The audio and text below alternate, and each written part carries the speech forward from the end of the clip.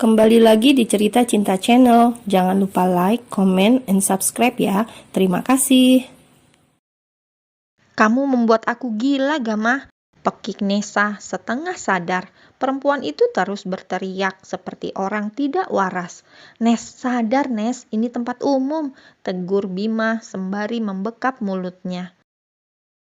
Au, desis pria itu mengaduh saat telapak tangannya terasa panas lantaran perempuan itu menggigitnya.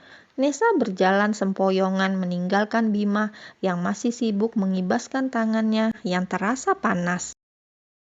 Sial, Nesa, ya ampun, pulang Nes, geram pria itu terpaksa menggendong sahabatnya dengan gemas. Lepas Bim, lepas, Nesa meronta. Tapi Bima dengan cepat mengunci pergerakan perempuan itu, lalu memasukkan tubuh seksinya ke dalam mobil, memasang seat belt, dengan cepat mengitari mobil, duduk di jok bagian kemudi, dan segera meninggalkan lokasi. Pria itu membawa ke apartemennya dengan langkah lebar segera membaringkan keranjang. Ini bukan kali pertama terjadi. Bahkan Bima berkali-kali mendampingi sahabatnya menghabiskan hari yang setiap hari dirasa semakin tak beraturan. Pria itu menghela nafas lega setelah menjatuhkan bobot tubuh gadis itu ke ranjang, menatap iba sahabatnya yang berantakan, melepas sepatunya, lalu menyelimuti tubuhnya yang terlihat setengah terbuka. Namun bagi Bima, Nesa haram disentuh karena mereka berada di zona teman, sahabat yang tidak ingin saling menyakiti. Mas Gama, Bima menatap bingung layar ponsel Nesa yang sedari tadi memekik. Karena bingung, ia pun membiarkan saja. Beberapa kali masih berdering hingga yang menghubungi mungkin merasa bosan. Selang beberapa menit berlalu, Gama kembali menghubungi adik iparnya lagi. Namun karena bingung, Bima kembali mengabaikannya. Beralih handphone pria itu yang memekik. Ternyata yang menghubungi orang yang sama. Bima menatap layar ponselnya dengan bingung. Halo Kak, jawab Bima di ujung telepon. Akhirnya memilih menerima panggilan dari kakak ipar sahabatnya. Nesa ada sama kamu nggak? Aku hubungi nggak bisa. Kalau ada, tolong bilangin suruh pulang. Ini sudah larut. Pesan Gama yang membuat Bima terdiam beberapa saat. Bima, kamu dengar? Masih ada di sana nggak?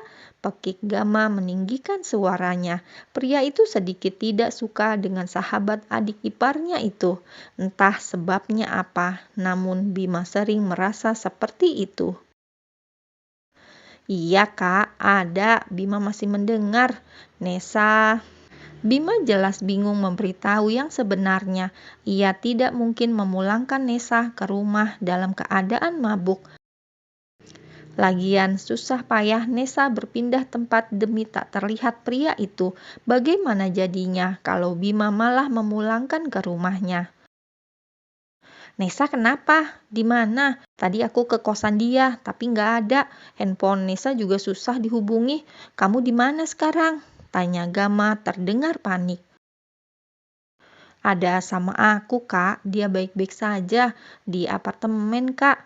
Belum sempat Bima menyelesaikan kata-katanya, Gama sudah keburu menutup sambungan teleponnya secara sepihak.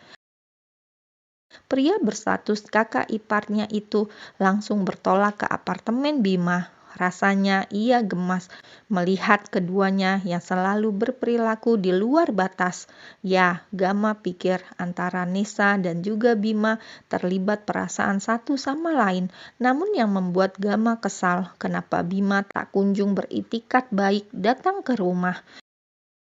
Faktanya pria itu tak pernah menyangka perasaan yang Nesa punya malah tercipta untuk pria yang berstatus kakak iparnya. Bima menatap datar layar ponsel yang telah menjadi gelap, sementara Gama langsung bergegas ke tempat Bima menghampiri adik iparnya. Ayah mewanti-wanti untuk menjaganya. Ia merasa harus ikut bertanggung jawab terhadap adik iparnya bila terjadi hal yang menyimpang. Kurang dari 1 jam, Gama sudah sampai di apartemen Bima. Pria itu tahu mereka berdua memang bersahabat semenjak lama. Jadi tak asing lagi dengan keberadaan Nessa jika bersama, tetapi tetap saja Gama merasa tidak suka bila adiknya terlalu bebas bermain. Keduanya sering menghabiskan waktu bersama. "Nessa mana?" todong Gama begitu Bima membuka pintu apartemennya. Pria itu langsung menyerobot masuk tanpa permisi. "Ada Kak, lagi tidur," jawab Bima santai.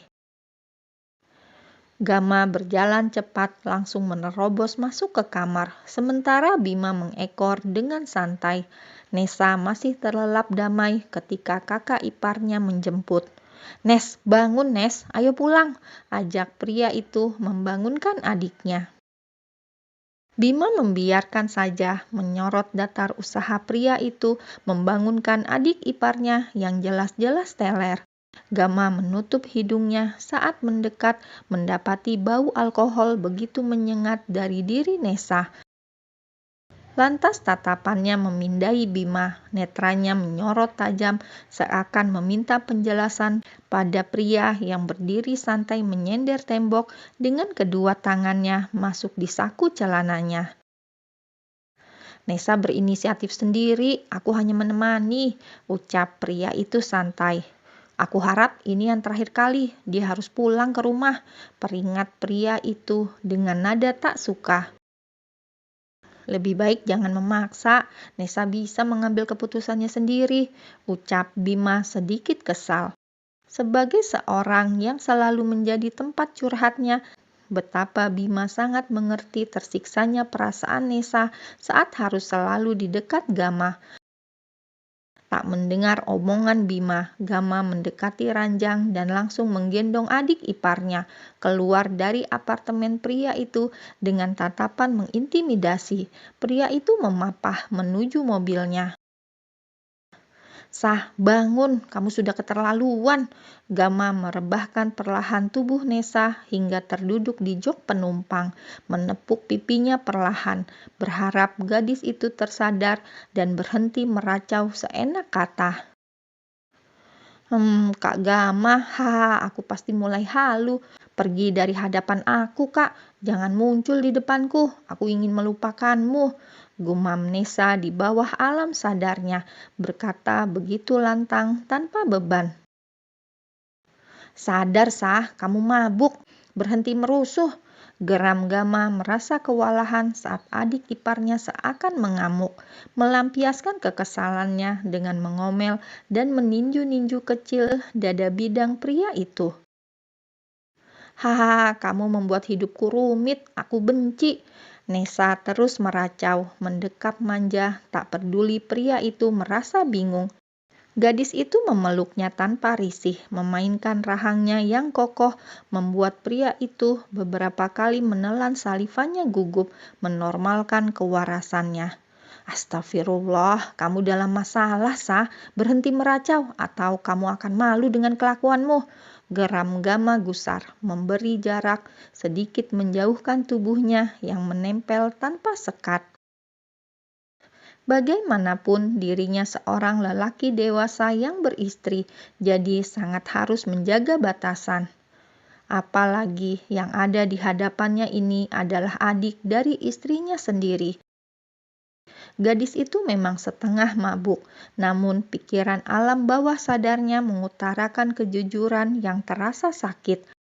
Ia muak dengan hidupnya, muak dengan pikirannya yang menginginkan sesuatu yang bahkan dimiliki kakaknya. Menit berikutnya, Nessa terlihat diam, dengan lamunannya tepar setelah Gama menenangkan. Pria itu tak habis pikir kenapa adik iparnya yang dulu terlihat kalem sekarang begitu sangat berbeda, bahkan terlihat begitu sangat membenci dirinya jika dalam keadaan sadar. Melihat kondisi Nessa tak sadarkan diri, Gama juga nampak bingung hendak membawa kemana. Ke rumah jelas tidak mungkin dalam keadaan mabuk begini. Akhirnya pria itu memutuskan membawa adik iparnya pulang ke kosnya Nessa sendiri. Keesokan paginya, Nesa tersadar dan merasa dirinya baik-baik saja. Bahkan ia tidak yakin kalau Gama yang menjemputnya dan membawa pulang ke kosan.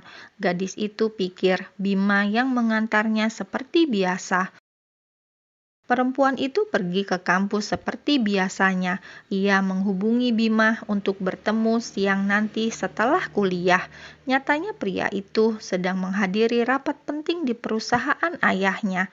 Karena merasa tidak ada kegiatan setelah menyelesaikan urusan kampus, Nesa memilih pulang saja.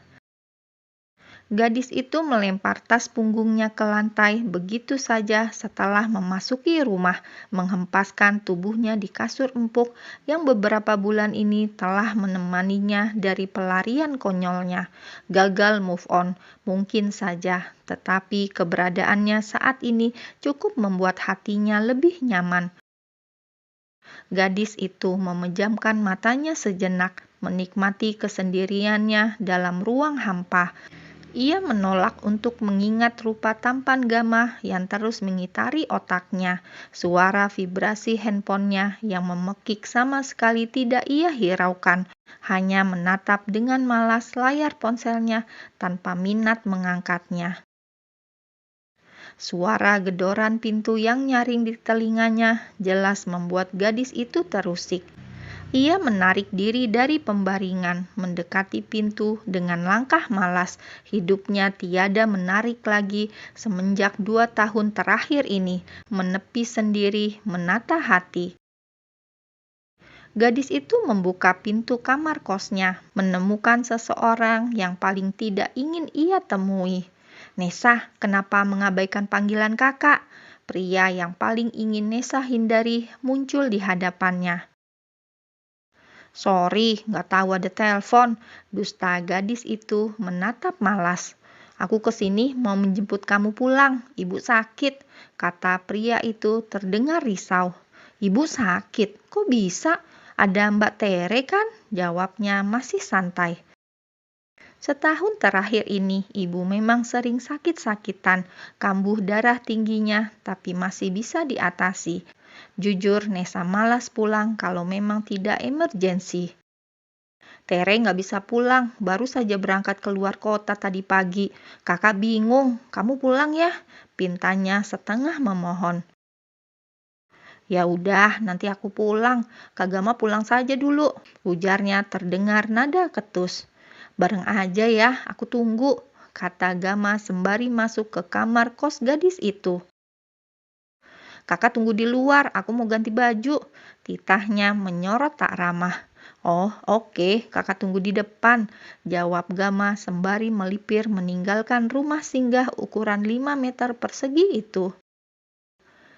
Gama keluar kamar, sementara Nesa segera menukar pakaiannya. Sebenarnya ia malas di rumah, selain dengan aturan ibu dan kakaknya, juga tentang seseorang yang selalu membuatnya gelisah.